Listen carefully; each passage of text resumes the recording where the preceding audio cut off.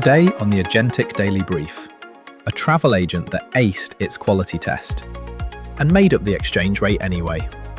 How does an answer read perfectly while it's quietly lying to you? Hold that thought.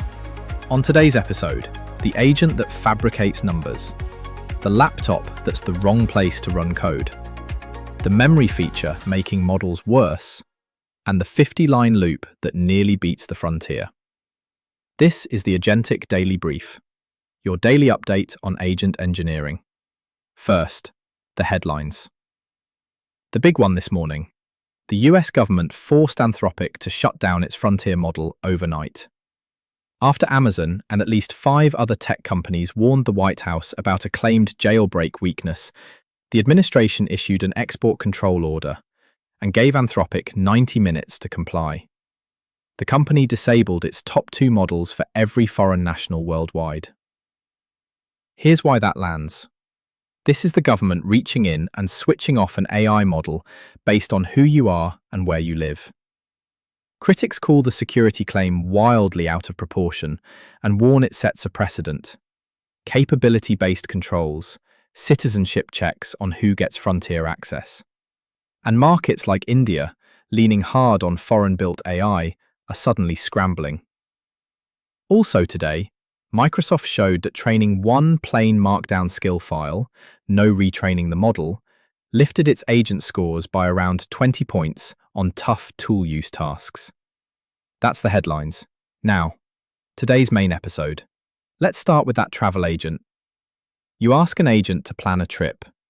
It comes back clean and confident. The exchange rate, the temperature, the whole itinerary. One problem: the search tool returned nothing, and the agent filled the gap with numbers it invented. AWS ran exactly this through their open-source eval kit. The agent scored about 84% on response quality and only 32% on faithfulness, whether the answer matched what the tools actually returned. Sit with that gap. The thing that reads best is the thing that's lying. And here's the part I keep coming back to. No better prompt catches this. If you only check the final answer, you never see the empty result it papered over. You have to look at the whole path: which tools ran, what came back, and whether the words match. So if checking the output isn't enough, where else are we trusting a thing that starts with too much access? Look at your own laptop. You hand a coding agent the keys, and that machine has your SSH keys, your file system, your saved passwords, all of it. One engineer running an agent in YOLO mode admitted it out loud. He lives in fear that one day it runs a delete everything command and wipes his machine. Now here's the convergence that got me. In a single week, Cloudflare, AWS, and a couple of independent builders all shipped the same fix. Start the agent's workspace with 0 power. No network, no files, nothing.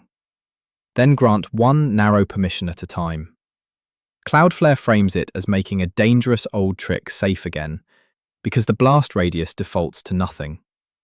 The lesson is simple, and it's my read on the whole week.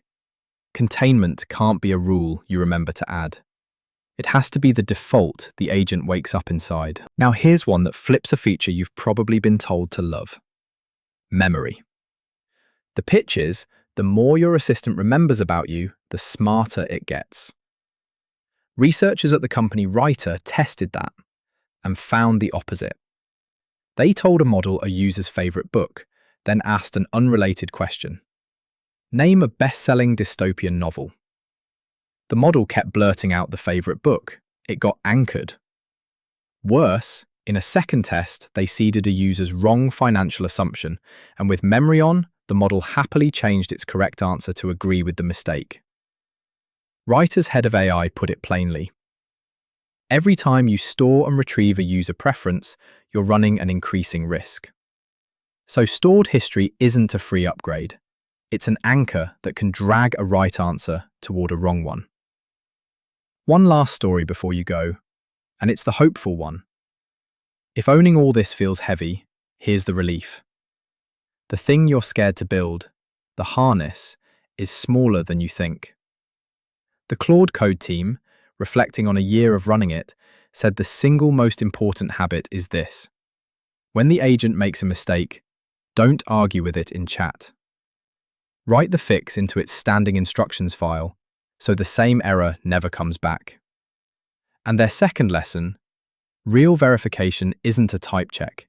It's letting the agent actually run the thing it built and click through it. Now the number that makes this concrete. A bare-bones agent, roughly 50 lines, query the model, run the action, repeat. Scores up to 74% on a standard coding benchmark. 50 lines, within a few points of the heavily optimized systems. So the leverage was never the framework. It's the files and the verification you wrap around it.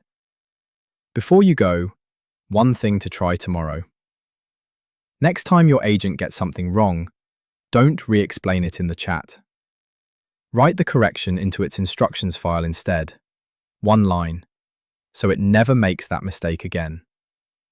Remember that travel agent that aced its test and still made up the numbers? That's the whole thread today. The polished answer is the one to check. The open laptop is the one to lock down. The stored memory is the one to question. Trust the trace, not the surface. Run that one check tonight. That's today's Agentic Daily Brief. Brought to you by Agent Native Engineering. Open knowledge for building and running AI agents.